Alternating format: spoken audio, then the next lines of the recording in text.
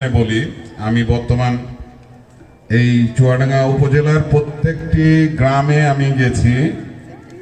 এখানে একটা ভিন্ন চিত্রটা হচ্ছে যে আপনারা ফ্যাসিস্ট সরকার পতন হয়েছে 1 বছর পার হয়ে গেছে।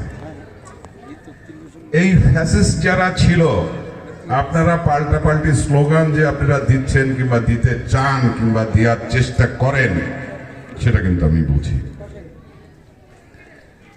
এই 1 বছরের বেশি কারা তাদেরকে এই অবস্থান করিয়েছে? আপনাদের গ্রামের যারা বিএনপি করে তারাই কিন্তু আওয়ামী লীগকে পুনর্বাসন করেছে। আজকে নিজেদের ভিতরে প্রশ্নবিদ্ধ করবেন না, নিজের ব্যক্তিগত ইস্যু নিয়ে দলের উপরে প্রভাব সৃষ্টি করবেন না। আমি বারবার বলেছি